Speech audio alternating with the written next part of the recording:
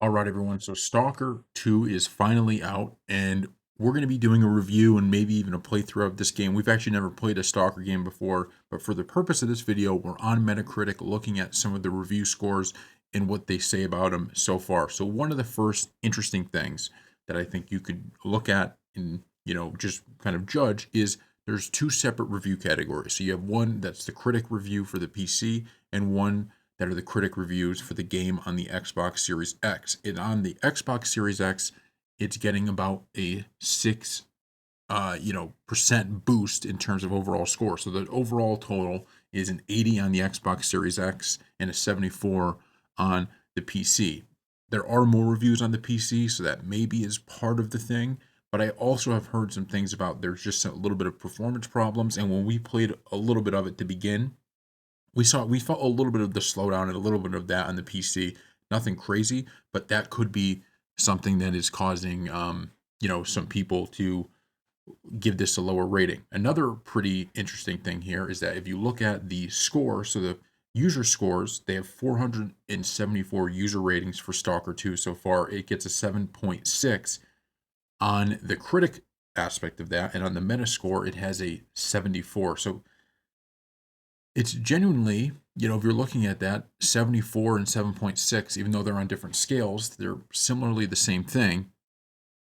I the users and the critics are feeling similarly about this game. That's kind of what I'm getting at here, and I think that is important to keep in mind. So what we want to do is we want to give you a few of these reviews and let us know if you like these. Please go check out where these reviews are from too, because obviously we're just going to be giving you a little bit of their scores and not get into everything that they will be getting into. But I think it's important to look at two kind of separate views of the game. So the first one is you have a review from Game Rant, and Game Rant gave this game a 90. Okay, so this is one of the critic reviews. They gave it a 90, and this is what it reads on Metacritic. Overall, Stalker 2 Heart of Chernobyl is truly something special. It's not perfect, but it manages to succeed in some major areas that many other games fall short. Its open world is one of the best I've seen in for quite some time, but its morally great choice driven narrative is also something that worth writing home about. With the immense amount of player powers it offers, Stalker's 2 combat is challenging and exciting, and there is almost never a dull moment as players explore the zone, so long as players can look past some of the blemishes that are arguably overshadowed by its best features, they'll find a memorable and worthwhile experience in Stalker 2 Heart of Chernobyl. So that's from Game Rant. They gave it a 90, and they don't have any real problems with it. I mean, they really enjoy the game, and giving it a 90 is certainly a big deal. Now, you can also go down to VGC, who gave it a 40, and we're going to read what they wrote about this with the short description they put. Stalker 2 could be a great game in a few years, but what's presented at launch is a technical mess that doesn't capitalize on its best ideas, compelling side stories, and a brilliant setting to a lot of the heavy lifting. But at launch, Stalker 2 isn't an adventure we'd fully recommend embarking on. So looking at those two, what does that tell you? Well, that tells you that on one end, the first reviewer for Game Rant, they're looking at it from a standpoint of, okay, this is a good game, it has a lot of good features in here. That's why we're giving it a 90.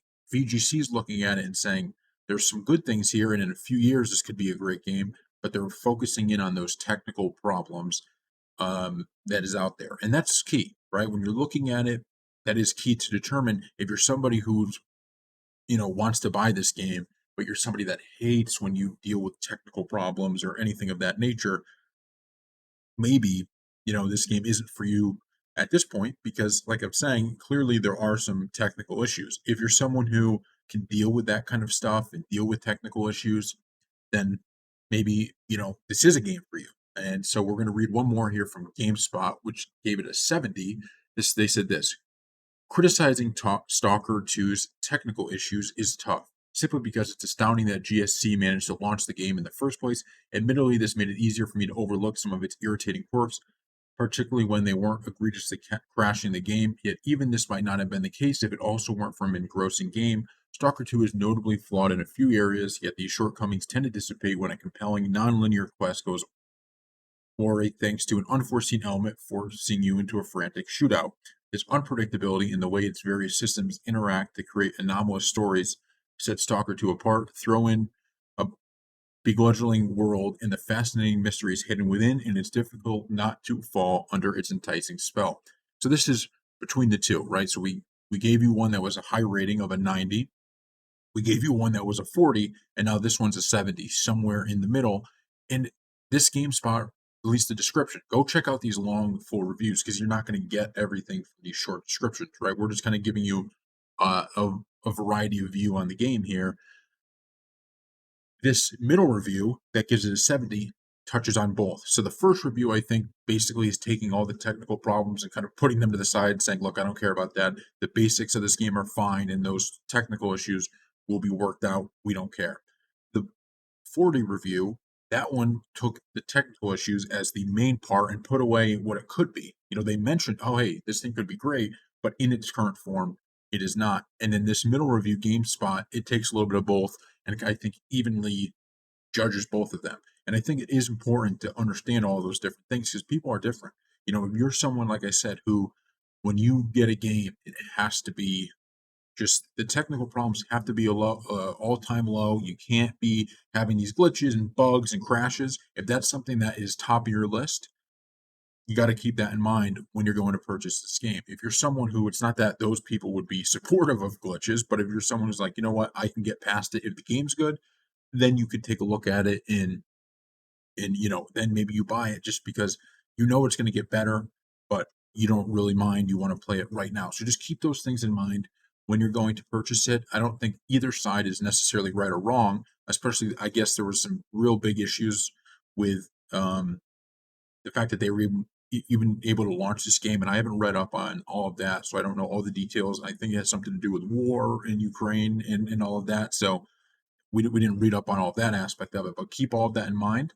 And these are just a few reviews that we wanted to bring you. Make sure you go read their full reviews because this isn't going to do that. We will be bringing our own when we finish it, but since we're not going to be able to finish it in the same amount of time that these people did, we figured let's bring you a good look at all of the different things that are going on with the game and what people are saying so that you can make an educated guess before purchasing the game.